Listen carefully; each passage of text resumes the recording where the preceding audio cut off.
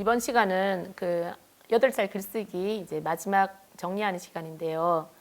이 대부분 이제 8살 글쓰기라는 책을 보시고 혹시 관심이 있어서 오신 부모님들이라 생각하면 1학년 부모님들이 많으실 것 같은데요.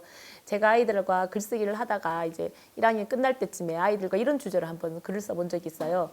그래서 부모님들께 그 글쓰기 이야기도 할 겸 1학년 생활도 좀 도움이 되지 않을까 싶어서 이렇게 한번 읽어드리고 싶네요. 그 주제는 유치원에게 알려주는 1학년 생활입니다. 그러니까 아이들이 1학년이 이제 끝날 때쯤 되어서 그 유치원 친구들한테 동생들한테 한 해 마무리도 할 겸 우리가 1학년 되면 이렇게는 해야 되지 않을까 하는 것을 한번 전해주자. 그랬더니 애들이 이제 신나게 쓴 거예요. 그 실제로 1학년 아이들에게 제일 중요한 문제는 제일 잘 먹히는 건 유치원으로 돌아가지 않기. 그다음 2학년 무사히 2학년이 되기입니다. 그래서 제가 잘 쓰는 방법이기도 한데요. 제가 그동안 1학년이 되려면 이렇게 해야 돼 하는 잔소리를 들어서 나온 말일 수도 있겠지만 아이들 스스로 1학년을 지내보고 발견한 것들이거든요. 부모님들께 도움이 되지 않을까 싶어서 읽어드리겠습니다. 친구랑 싸우지 않고 시시한 걸로 절교야 단짜 끊어라고 말하지 않는다. 친구가 공부할 때 방해하지 않는다. 공부할 때 친구들 거 보고 답을 뺏기면 안 된다. 글쓰기 할 때 돌아다니지 않는다. 혼자 책을 다 읽어본다. 수업 시간에는 필요한 물건만 꺼낸다. 친구 뒷담화를 하지 않고 친구 앞에서 귓속말을 하면 욕하고 따돌리는 줄 아니까 하면 안 된다. 학교 폭력을 하지 않는다. 친구를 놀리지 않는다. 친구한테 장난감 달라고 하면 안 된다. 미안해 하고 실수한 거는 봐줘라. 실수하면 바로 사과해라. 친구가 수업 시간에 장난치면 하지 말라고 하고 따라 웃으면 재밌는지 알고 계속 더 할지도 몰라. 남자 여자 구별해서 차별하지 않는다. 선생님 말씀을 잘 들어라. 1학년은 의젓해져야 한다. 친구를 사겨라. 졌다고 울면 안 된다. 포기하지 않는다. 아무거나 먹지 않고 위험한 데 가지 않는다. 화장실과 2층에는 혼자 갈 수 있어야 된다. 우리 교실을 잘 찾을 수 있어야 된다. 1층, 2층에서 소리 지르지 않고 뛰지 않는다. 함부로 남의 물건 만지지 않고 뛰지 않는다. 네.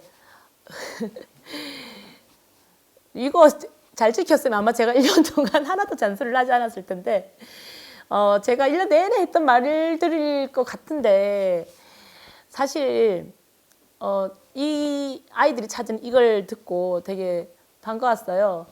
허투루 듣지 않고 있다는 것. 알고는 있는데 잘 지켜지진 않는다는 걸 스스로 알고 있는 거죠. 부끄러웠으면 못 쓰는 일이에요. 하지만 애썼기 때문에 쓸 수 있고 그래도 내 마음속에 적어도 이렇게 좀 해야 되진 않을까 하는 게 있기 때문에 쓰는 거거든요. 그래서 이렇게 쓰면서 아마 더 다짐했을 거예요. 이 아이들은 2학년 되면 1학년 때보다 훨씬 더 의젓해질 수 있을 겁니다. 근데 이 이야기를 들은 유치원들은 어땠을까요? 1학년이 이렇게 어렵다니. 그래서 저는 1학년들에게 다시 더 칭찬해 줄 수 있었어요. 너희들은 이렇기 때문에 이제 1학년을 무사히 마치고 2학년을 갈 수 있다. 이렇게 말을 했었거든요. 그런데 여기서 보다시피 아이들은 이렇게 스스로 잘하고 있습니다. 스스로 해보려고 노력하고 있고요. 그런데 부모님들이 굉장히 걱정하세요. 하루하루 보면 모자란 거 투성이거든요. 그 모자란 거 투성이인 것 같아도 아이들은 이렇게 잘하고 있다는 것만 알고 있어도 조금 더 마음의 여유가 생기실 겁니다. 뭐 글쓰기는 더 말할 필요 없죠. 성장 속에서 글쓰기도 잘하는 거니까 이런 성장을 기다려주고 믿어주고 그래서 격려해주기만 하시면 아주 훌륭한 부모 역할을 하시는 거 아닐까 이런 생각이 듭니다. 무서워하는 유치원들에게 우리 1학년들이 이제 이렇게 말했어요. 걱정 마. 1학년이 되면 이게 더 좋아. 열심히 공부하면 젤리와 과자, 라면 파티도 할 수 있어. 유치원 때 못 만났던 더 많은 친구를 사귈 수도 있어. 집이 가까운 친구를 만나면 같이 걸어가고 놀러 갈 수도 있어. 재미는 만들기도 하고 국악도 배우고 에어로빅도 하고 더 많은 걸 배울 수 있어. 너희들은 어려서 여기 유치원 놀이터에서만 놀아야 되지만 1학년이 되면 더 멀리까지 어디든지 갈 수 있어. 우리끼리 할 수 있게 해주는 게 많아. 유치원 때보다 선생님 잔소리가 적어. 유치원 아이들 얼굴이 조금 퍼졌습니다. 근데 저는 더 놀라웠던 게 스스로 할 수 있게 되는 게 많다는 것. 그리고 자기 자신에게 주어진 권한, 자유, 더불어 책임까지 그런 것들을 되게 자신 있게 받아들이고 있다는 것. 아주 훌륭한 성장이 지금 하고 있는 거죠. 이게 하루 이틀에 나오는 건 아니거든요. 그 1년 동안, 그리고 그 이전에 유치원까지의 생활, 이런 것들이 바탕이 되어서, 그리고 친구들과 함께 했기 때문에 더 자유로워지고 더 멀리까지 나갈 수 있는 그 영역이 넓어지는 그 기쁨, 그런 걸 누릴 수 있는 거라고 생각이 들거든요. 놀랍지 않으세요? 이렇게 자라고 있다는 게? 마냥 아기 같지만 이 한 해 한 해 한 시간 한 시간 또는 하루하루들이 쌓여서 아이들은 이렇게 자라고 있습니다. 글쓰기를 잘하기 위한 바람만큼 필요한 건 기다려주기인 것 같습니다. 잘 기다려주시면 잘 자랄 겁니다. 제가 쓴 이 책에 아이들이 쓴 글이 참 많거든요.